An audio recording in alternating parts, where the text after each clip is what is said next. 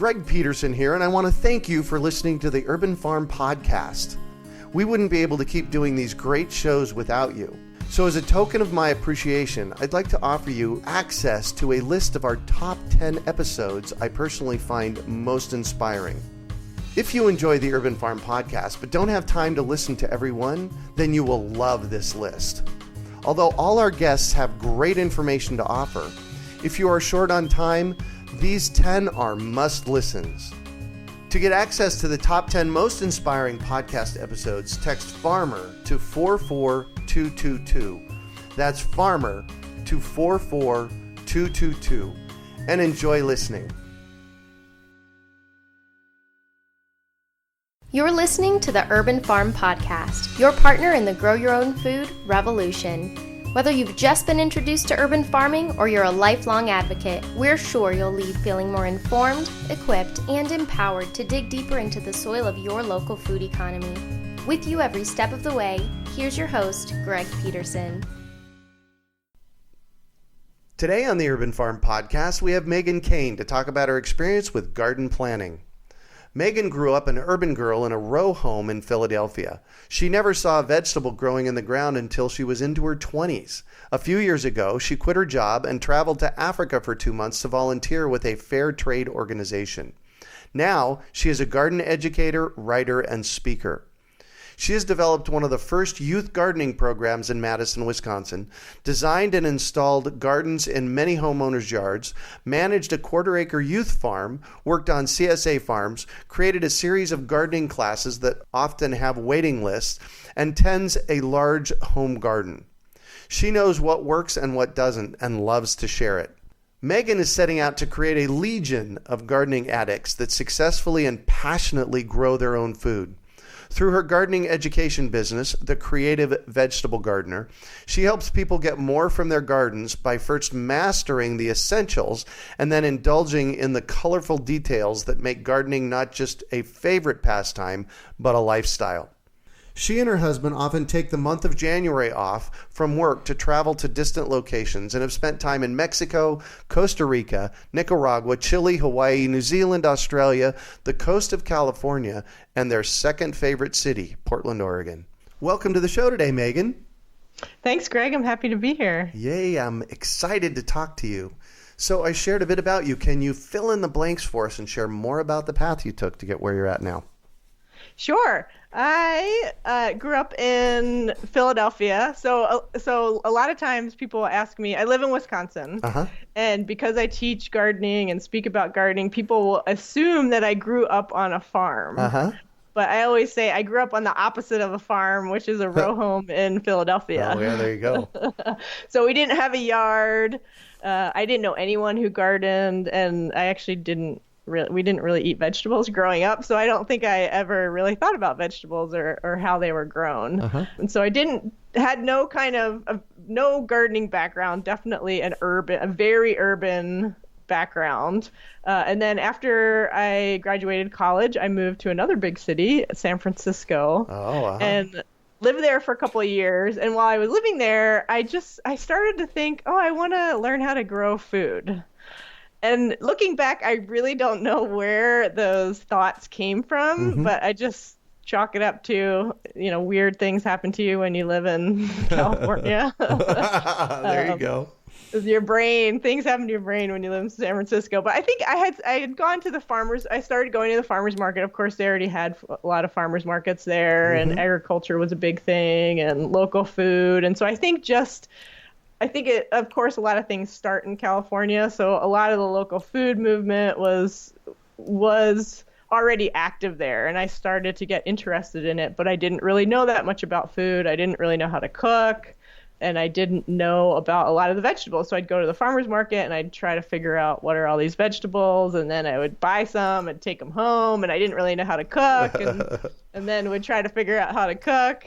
So what I decided to do is look around and see if I could find an internship. And so I did apply and got accepted to an internship to move to, it was kind of a combination of an intentional community that and a farm, a small organic farm in northeast Missouri. So it was a town of 100 people. Hold on. You went from San Francisco to northeast Missouri, 100 people.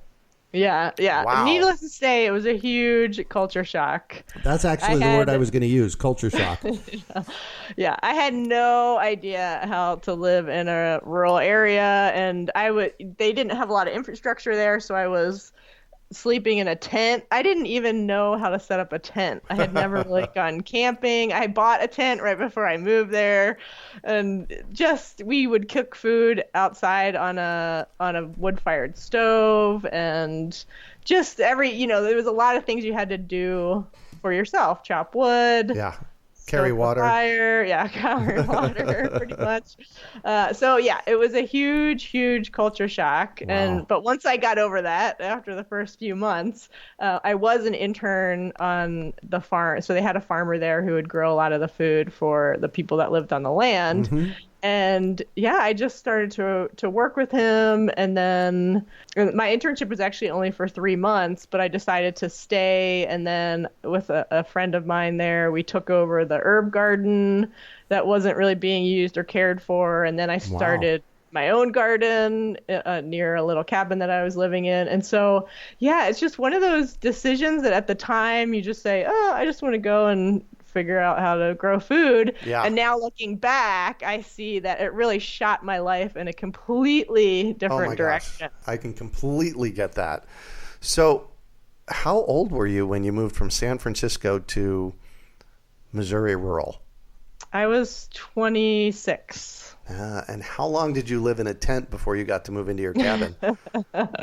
About 6 months. So I actually ended up... Oh my gosh. It changed my life in a couple of different ways because I actually met my husband there, my now husband. Nice. And so we slept in tents for about 6 months, but then winter was coming. Oh, yeah. And there was someone who had started construction on a cabin, a small cabin, 90 square feet. So basically a shack, garden shed, maybe you could say. Yeah, that's a cabin, 90 square feet. It was there. It was a step up from sleeping in a tent. So absolutely. You could stand up, luxurious. So we ended up finishing as much as we could, winterizing it and enclosing it and getting a wood stove put in and insulating the ceiling, the roof. And then we moved in before it got really cold because we had decided that we wanted to stay for the winter, but it's way too cold to sleep out in a tent all winter in Missouri. I was going to say, whoa, hold on here, time out. You didn't stay there in the winter, did you? Yeah, but we were in the cabin, so we had a wood stove, and there was also a main house that's where the bathroom was, and that's where the kitchen was, and so we had access to other areas besides just our 90 square foot cabin. But so yeah, I ended up living there for about a year and a half. Wow. And then my now husband and I left, and then did a little bit of traveling for about not quite a year, maybe 8 months or so. And actually during our travels, we woofed on a couple of farms. So if folks don't know about woofing, it's willing workers on organic farms. So there's a big network around the world where you can look up farm listings and then go stay and work on farms. So we did that in Hawaii, and we did that in California, and we did it mostly on the West Coast in the U.S. and then Hawaii. So just had the opportunity to go see different farms and different kinds of climates and see how different people were growing food in somewhere other than Missouri, which is where I had learned how to garden. So it was a really interesting experience. Yeah. Wow. So do you call yourself a farmer? I don't know. Okay. I call myself a gardener. After we traveled for a while, we ended up where we live now, which is Madison, Wisconsin. And I got hired to develop one of the first kids gardening programs here in Madison. Nice. And then did that for a few years. And then the organization I worked for got some funding to start a youth farm. So growing food on a larger scale. So we had about a quarter-acre garden that I developed. The farm, we would call it the farm, and then the programming that went around that. But no, I've worked on CSA farms, and I learned a lot from. I often say to gardeners who want to deepen their knowledge that volunteering or being a worker share or an intern on a CSA farm is a really great way to learn how to be a better gardener, really, because farmers are professional gardeners on a large scale, and they treat it really seriously. And I was able to take a lot of the things that I was learning on the farm and translate them into a smaller scale into my garden. So I wanted to have a very productive, very organized home garden. So I took a lot of the things that I learned from working on farms, and it really influenced the way I garden. So I definitely have a farming influence in my garden, and I can tell when I read sometimes other gardeners' books or hear the way that they talk about gardening. I think you can tell the people who have worked on farms because they talk about gardening in very specific ways that are in a way more related to farming than they are to gardening. Yeah. So that's kind of what I've done in my own business, is try to distill some of those things down so that they're more applicable to the home gardener on a smaller scale, but that they can still take advantage of some of the knowledge and the techniques that are used on bigger farms in more serious and productive operations. Yeah, which is really important to see those things that you can scale down that's actually working on a larger scale. Yep. So your bio says you are setting out to create a legion of gardening addicts that successfully and passionately grow their own food. Oh, tell me about that. Well, I'm trying to set people up to love gardening and be successful gardening for have it be a lifelong addiction, let's say, a lifelong hobby or a lifelong passion. So I'm always thinking about, I don't want to just have people garden for a year or two and then say, it's too much work or it's not worth it and I'm done. And certainly that happens with some people, or gardening kind of comes in and out of people's lives. But I'm really hoping to I focus a lot on education and helping people be successful, because I think when you're successful, you have a lot more fun. And when you're having fun, you're going to be more likely to continue gardening. Right. And so my goal is for people that read my blog or come to my classes or see me speak or whatever, that I help them delve more deeply into gardening so that they really fall in love with it, like I have. And then it becomes, now I can't even imagine my life without a garden. I don't know that I'll ever not have a garden. Right. Maybe you take a year off or you travel for a year or take a sabbatical, but it's hard to imagine not having a garden be a part of my life, because it's become such an important and deep part of my yearly cycle, really. Yeah, it's a way to follow the seasons, that's for sure. I have owned the urban farm. It's a house in the middle of Phoenix on a third of an acre for 28 years. I've lived here 27 of those 28 years. And the year that I didn't live here, I lived in a small condo in an outlying town here of Phoenix with a 200 square foot back patio. That was where my garden was at. So I completely understand what you're saying. Yeah, and you live somewhere that had a patio, and you still managed to have a garden. Yep, exactly. And I grew a fair amount of food there. So you're an author, and you've written a couple of books. One of them is called Smart Start Garden Planner. Tell me about that. So over the years, I realized that the most successful gardeners are people that make some kind of plan before the season starts. So it doesn't have to be long and complicated. It doesn't have to take hours and hours. So going back to working on farms, farmers spend a lot of time coming up with their farm plan for the season, what they're going to plant every week, where they're going to plant it. And I realized, okay, well, that's one of the reasons why farmers are successful, because they think about their farm before the season begins. And so that's one of the things that I took from working on a farm. I thought, well, I'm going to come up with my own plan before the season begins. And so I've noticed then meeting thousands and thousands of gardeners over the years that it is the most successful gardeners have some kind of plan. Sometimes it's mostly in their head. Sometimes it's down on paper.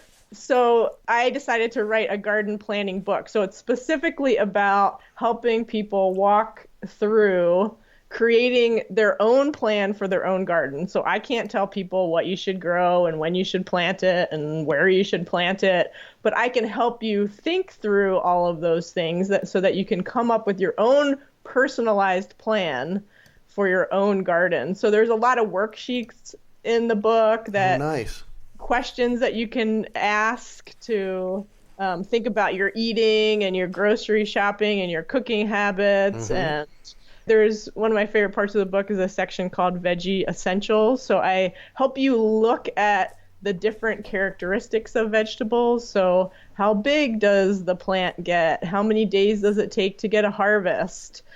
Is it a plant that you just go and you harvest once? Like an onion, you plant an onion and you just harvest it and then it's done? Or is it more like a tomato plant where you plant it and you can go back multiple times and harvest from the same plant? So helping people kind of understand all these different characteristics that go into each vegetable so then they can decide what do they think is worth it to grow in their garden or not, which is different for all of us. Right. I grow onions because I love growing onions, but for somebody else, they might say, onions are inexpensive from the grocery store.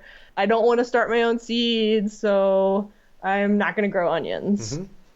And then somebody else, and for me, like I don't grow a lot of winter squash because it takes up a lot of room. You don't get that many per plant. Instead, I'll just go to the farmer's market and buy a bunch of winter squash before the winter and then store it in my basement and eat it all winter. But somebody else might be in love with winter squash and grow lots of different varieties. So I'm definitely a proponent of strategically looking at your garden. So, and even really looking at your, like I said before, your grocery shopping and your cooking and your eating habits. And then strategically deciding what you're going to grow in your garden, because most of us, unless we have a mini farm, don't have enough room to grow everything we'd like to grow. So we're always having to make decisions about what we're going to grow, what we're going to have to leave out. And so I'm trying to help people make more educated decisions about what they're going to grow instead of just running out to the nursery and buying a bunch of plants and seeds and throwing them in the garden, thinking about it a little bit more so that really on the other end, they feel like they're getting their money's worth out of their garden. You feel like, you get a lot of bang for your buck because gardening is certainly a lot of work. It's a lot of joyful work, but it's still a lot of time. Right. And it's an investment as well. And so if you can feel like you're getting the most from your garden, then I think that's another thing that goes into helping people feel inspired to continue to garden year after year. Yeah. I get this question often. What should I plant? For me, the obvious answer is, what do you love? So. Yeah. What do you eat? What do you buy from the grocery store? So I think some people like to think like, well, what's expensive to buy at the grocery store? Oh, that's one way of looking at it. What do I buy every week that is expensive? So I think there's a lot of different ways you can answer that question really. But just like you're hinting at, it's like, I can't tell somebody what they should plant. You have to decide for yourself. It's what you're going to eat, what you're not going to throw in the compost or that you're not going to harvest and it's going to go to waste. So I'm on your website, creativevegetablegardener.com, on the gardening basics page. And I just had to drill down a little bit under planting and maintenance. And there's a couple of things here that I want to ask you about, like stop tilling your vegetable garden. And my first question to you would be, as somebody that didn't know the answer to that, would be, I thought we were supposed to till the garden. What's up with that? That's one thing that comes up a lot when I teach classes or if I talk about tilling. So I'm not a big proponent of tilling. It can destroy the soil structure over time. It also can bring a lot of weed seeds to the surface. And I also think it's a lot more work in the long term because every year you're starting from scratch. Certainly in Wisconsin, sometimes we have wet springs. You have to wait for the soil to dry out before you can plant. And then you have this blank slate every year. Whereas I have a more permanent garden design. So I have some raised beds. I have some more mounded beds that don't have a frame, but they just are mounded soil. And in the spring, I don't have to relay out my garden. I don't have to figure out where the beds and the paths are going to be. That's already set up. And so in the spring, I just go out with my plants and my seeds and I just start planting. I don't have to wait for anything to happen or for my neighbor to come over with the tiller. And what I've learned or noticed, let's say, from working with lots of gardeners over the years, I actually think a more permanent garden, a more permanent design is easier to maintain over the long term. It's very clear where your beds and your paths are. You can keep your paths mulched with wood chips or whatever you want to mulch them with so that you don't have to weed the aisles. And then when you're focusing on the fertility, if you're going to add compost or manure or amendments, you can do all of that just in the garden beds. You don't have to worry about the paths. And so, and then if you think about aesthetics, I actually think in general, a garden with more of a design, with more of a foundation is a more attractive garden than one that you just till up every year and make a bunch of straight rows and you have soil in your paths. And so for me, there's a lot of reasons, but I would say number one reason is ease of maintenance and less work, a lot less work. Yeah, that's one thing that people don't necessarily understand. You don't have to break your back to start a garden. Yeah, I think that's true. I have sometimes in my talks, I show pictures of my house that I live in currently, and we didn't even we didn't dig up the grass or anything like that. We just put cardboard over the grass and ordered some soil and made our beds. Sometimes just, like I said before, just a mounded bed. Sometimes we use logs and rocks, and then we have a few traditional raised beds. But we didn't kill ourselves trying to get rid of all the grass and dig it up. No, I'm definitely, I'm a minimalist by nature. And so I try to do the easiest thing first. The simple solution is always the thing that I try first.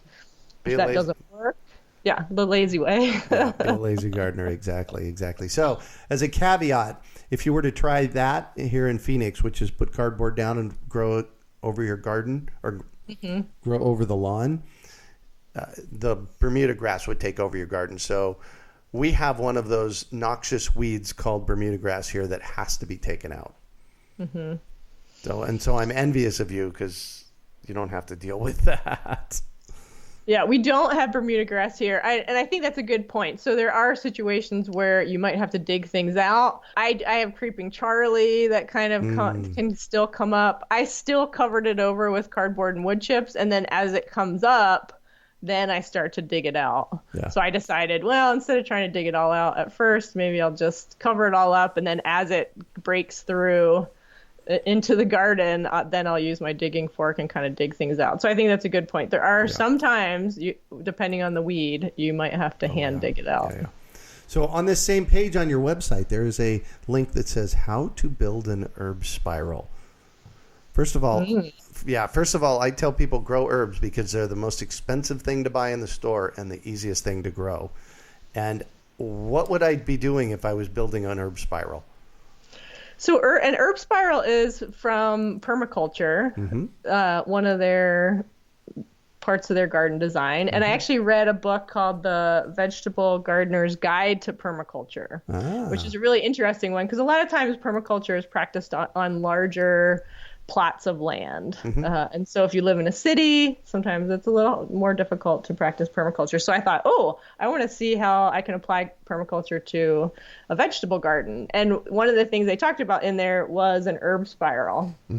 And so I decided to build one. And if folks want to see what it looks like, I do have some pictures on my website. You could just search on my website for herb spiral. There's a little video of, I was on a PBS show where they came by when I was building my herb spiral. So there's nice. a little video on my website that shows how I built it. But they're extremely easy to build. And I just went to a deconstruction store, a reuse store in Madison, and bought a bunch of old bricks from a really old building. And then it's basically what it sounds like. You're building, the spiral actually goes up. So you kind of can do your outline, and then you build the bricks up, and then you end up filling it with soil. And so in the permaculture, and actually in that book would be a good book to get out of the library or buy it if folks are interested. But then as the spiral moves around the different directions, it creates different little microclimates. Yeah. So the things that are on the east, they get morning sun, but not afternoon sun. So you put the things that don't want to be as hot and dry. And then at the top, where it's hot and dry, you can put rosemary or lavender or thyme, the things that don't like to have wet feet, don't mind dry conditions, really like that heat. Up on the top, yeah. Yeah, and then you can kind of work your way down depending on the direction. So that was really fun, and it's actually one of the most commented upon features of my garden. People always want to know what it is, and they want to go over and look at it. And it's all filled with herbs. I also plant some herbs because I grow a lot of basil. I'll plant it in different parts of my garden. One of the other reasons I built it is because certainly at different times of the year, and especially in Madison where you have a long winter, the vegetable garden can be pretty flat for a lot of the year, where it's not that interesting, sometimes covered in snow. And I like having just that little feature of having this little brick spiral that kind of sticks up out of the garden, and it's just a little aesthetic addition as well. So it's really functional, but it also, I'm very much into having a very beautiful garden as well as a very productive garden. So I'm often thinking about ways, okay, how can I marry production and aesthetic beauty? And I think an herb spiral is a really nice way to do that. Absolutely. I've built them before, and they are fun to build too. Yeah, they are, and they're really simple. And I'll tell people, just go on Pinterest and Google or put in the search herb spiral, and there's all kinds of different styles, and it's really fun to see all the different ways that people have interpreted herb spirals and created some really interesting designs. Yeah. So on your website, there's a tab that says the club. Tell me about that. You have a online gardening club. I want to know more about it. Yeah, so my online gardening club is called the Flavorful Life Garden Club, and it's really for gardeners that want to delve a little bit more deeply into the gardening lifestyle. So I think when you get deeper into gardening, you realize that it bleeds over into your entire life. And it's not just about growing food. It's also then you have to learn how to cook with the food and preserve the food. And then I think you pay a little bit more attention to your health and nature and potentially exercise. And so you don't know that when you start gardening, but you eventually realize, wow, gardening really influences a lot of the different aspects of my life. Yeah. And so it's an online club. We have a private Facebook group that people can ask questions and share pictures of their gardens and ask for advice. We do a lot of sharing of successes and failures and commiserating with each other. And, I think people feel better when they know, oh, yeah, it's not just me dealing with the squash borer or cabbage moth or this disease. And then we have an online virtual classroom. So people have their own account and they can log in, and every season I have different instructional videos around a theme. So this time of year we're talking about garden planning, so I'm leading people through the process of garden planning. Again, lots of reflection and worksheets. And then I have a series of seed starting videos that I filmed in my I call my seed starting laboratory, which is my guest room of my house. Nice. And then just walking people through the process of starting seeds and answering common questions. So it's a combination of videos and worksheets that people can access anytime they want. And then our Facebook group where people can ask questions on a day-to-day basis when there's things that are happening right now. Because one thing I've noticed about gardeners, and myself included, it's like you're having a problem today and you want the answer right now. Yeah, of course. Of course. So, and then there's also the opportunity to deepen your learning and build on your skills by watching videos. Yeah. During the season, I film most of them in my garden, so that's really fun. So nice. different parts of my garden and show people how to do things. And I try to keep them pretty short. So most of them are 6 minutes or less because I know that people are busy. So you can just kind of pop in there and you can watch one because you want to learn more about a certain thing. Or I know that some people sit down and watch a few at a time. Yeah. So it's a lot of fun. And we have gardeners from all over the world, actually. And what happens is usually the registration opens and closes. So the next time registration will open will be April of 2017 for anyone that's listening to this podcast at a different time. But I have an interest list on my website. When people click on club, you can get on the interest list and then you'll be the first to know when registration opens. And I have usually a special deal for anybody that's on the interest list. Yeah, perfect. CreativeVegetableGardener.com. There's a tab called the club.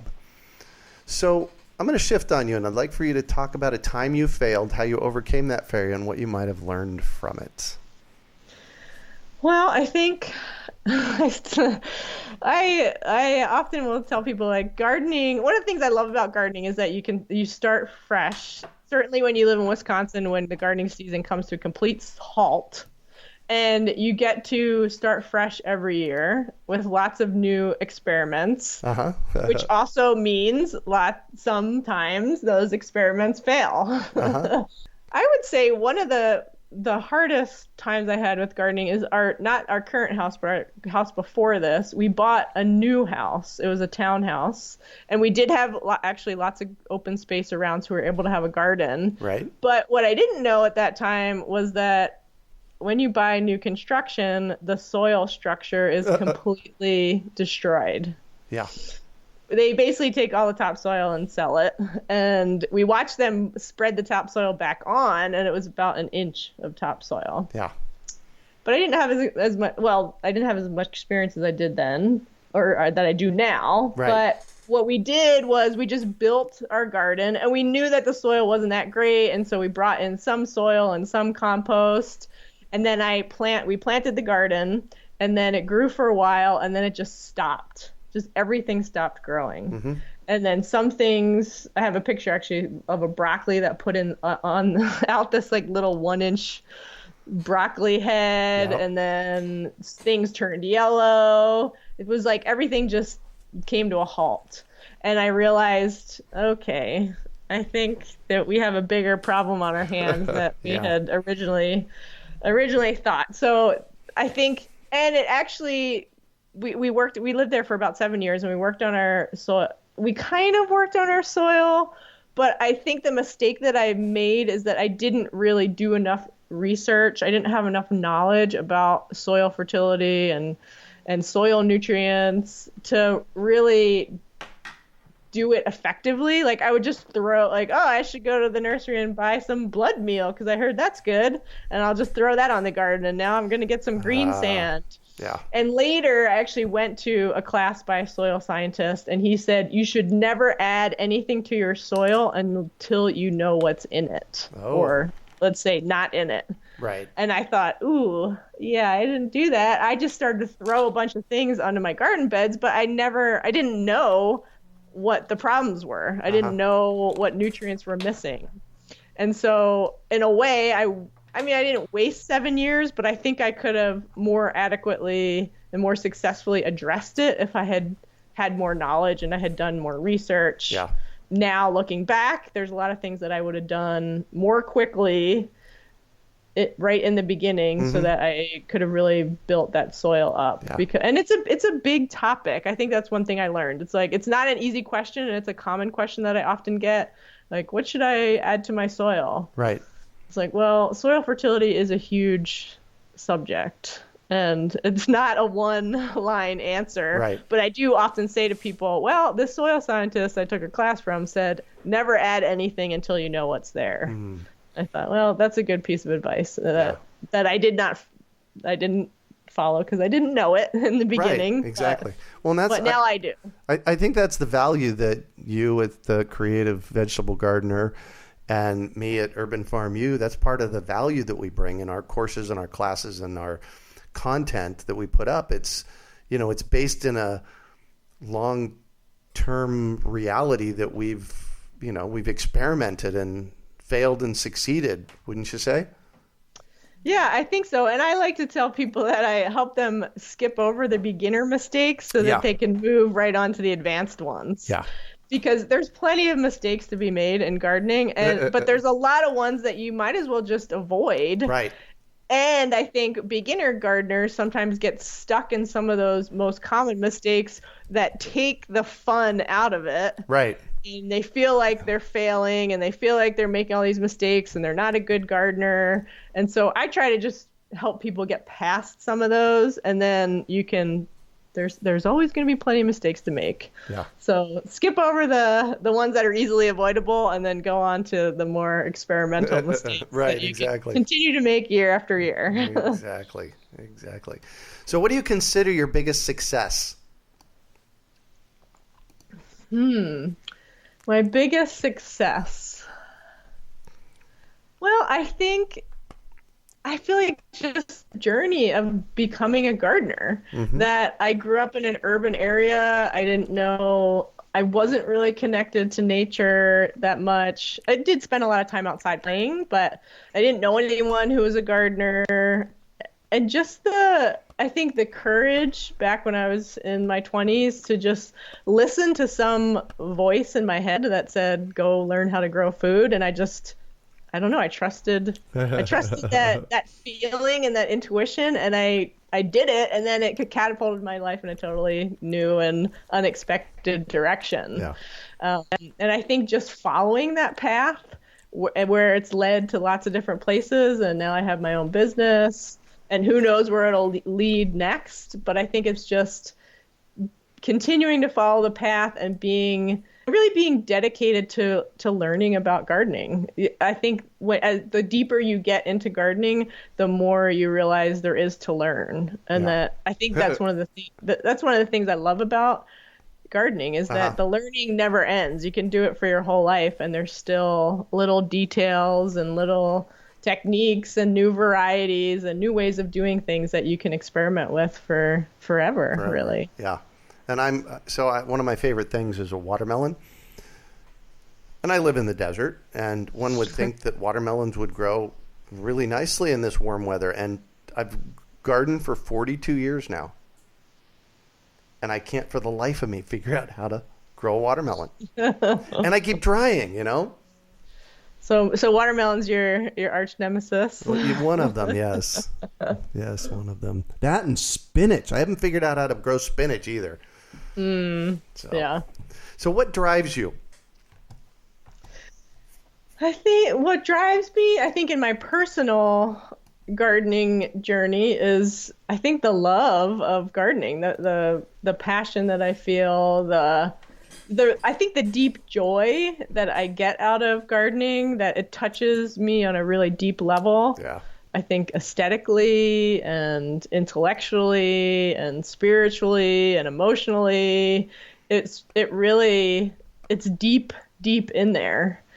It's such a part of my life and my being that, like I said earlier, I can't imagine my life without a garden. And I'll be interested to see as I get older if I ever do have times when I don't have a garden. But since I started to learn how to garden, I've never not had one.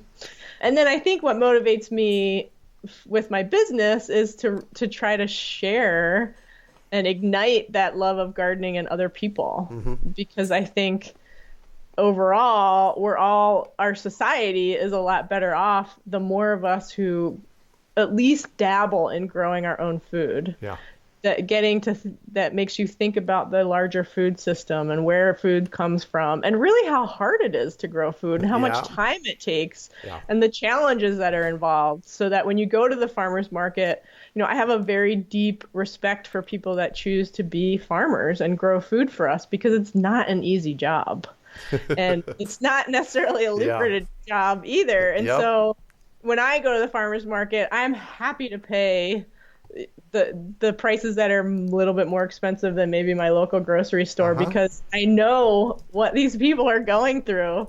And when my watermelon crop fails, I can go to the farmer's market and get watermelon from someone who's having more success. So I think there's I think it's a radical act to grow your own food in a society of ours that is so mechanized, and you can walk into the grocery store, any grocery store anywhere, and get pretty much any vegetable or fruit that you want at any time of the year, really taking, I don't know, there's a certain kind of power and self-sufficiency and I think satisfaction that comes from knowing that you can grow a portion of your own food and provide for yourself and create a garden that you definitely don't get that same sense of satisfaction by just walking into the grocery store and buying whatever from Chile. Yeah.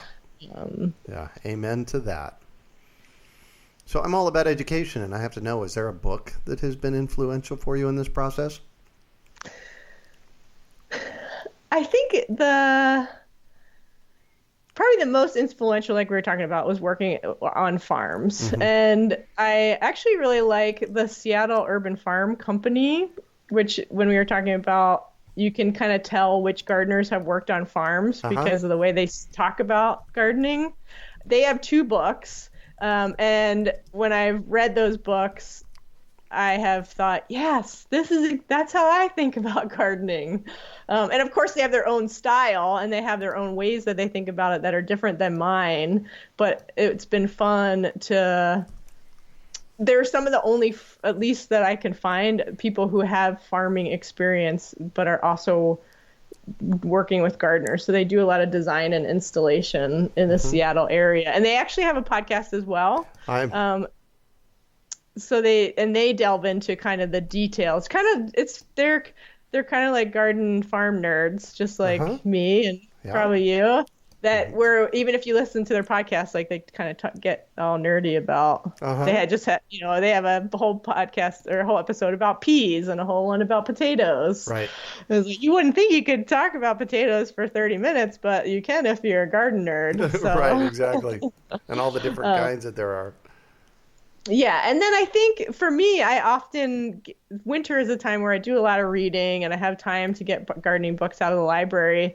And I like to get different books out of the library, and I've found that you just kind of pick up little tips and little ideas and different ways that people are framing different concepts and techniques. And I feel like it all kind of coalesces into a whole, and then you have some of your own experience, and then, you just learn. It's fun to learn about how other people are growing food. Yeah. Yes. So that is SeattleUrbanFarmCo.com. I'm on their website. It looks like a good one. Yep. So they have 2 print books and they have a podcast. And if you're in the Seattle area, you can they may teach classes. I'm not sure. Sweet. So what one final piece of advice do you have for our listeners? Final piece of advice would be, I think, to keep at it and to the one thing I've learned about gardening is that if you stick to it, you learn a little bit more every single year and your knowledge just builds upon itself. And so if you're a newer gardener and you're in your first year, second year, third year, keep going, because as you get deeper and deeper into it, I think the experience becomes even more rich and, like we were talking about, more joyful, and just really lodges itself somewhere deep in your being, where someday you'll be like us and not ever can't imagine not having a garden. So I think more experienced gardeners know that quote unquote failures and mistakes are part of the experience. Yeah. I like to say that gardening has its own sort of mystery to it, that there's times that things go wrong and I have no idea why they went wrong. Right. And I did the same thing I did last year and I don't know what happened. And a new insect comes into my garden and destroys something, but it's just all part of it. Yeah. It's part of the experience and the learning and the mystery that is gardening. Well, thank you so much for joining us on the show and sharing your experience with us today, Megan. It has been a treat getting to chat with you. Thanks for having me. I am always happy to talk about gardening. And yeah, folks can find me at my website, which is creativevegetablegardener.com. I have an email list that you can sign up for there. I send out about an email a week with different timely educational topics. You can also find out about my books there, and the gardening club is there as well. And I'm on social media. And I actually have a free Facebook group for gardeners from all over the world. We have hundreds of gardeners. And so I'd love to invite your listeners to become a part of our gardening community. If you sign up for my email list, you'll get an invitation. Oh, perfect. And it'll have a link where you can click on the link and then request to join the Facebook group. But I'm in there every day, and people are posting questions, and they post pictures of their gardens. And periodically we just had a garden planning challenge where we had a few days where I was posting prompts and people were talking about planning. So yeah, it's a good way to connect with gardeners from all over the world. Perfect. Thank you, because gardening around the world is pretty much the same.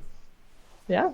So you can find show notes from today's podcast at urbanfarm.org/Megan. Well, that's it for today. Thanks for joining us on the Urban Farm Podcast. Greg Peterson here, and I want to thank you for listening to the Urban Farm Podcast. We wouldn't be able to keep doing these great shows without you. So as a token of my appreciation, I'd like to offer you access to a list of our top 10 episodes I personally find most inspiring. If you enjoy the Urban Farm Podcast but don't have time to listen to every one, then you will love this list. Although all our guests have great information to offer, if you are short on time, these 10 are must-listens. To get access to the top 10 most inspiring podcast episodes, text FARMER to 44222. That's FARMER to 44222. And enjoy listening. We hope you enjoyed today's episode of the Urban Farm Podcast. Remember to listen 3 days a week for tips, advice, and resources to help you on your journey with urban farming. You can find us on the web at urbanfarm.org or send us an email to podcast@urbanfarm.org. In the words of Vincent van Gogh, great things are done by a series of small things brought together. Be encouraged that with each lesson learned and skill developed, you are one step closer in the direction of your dreams.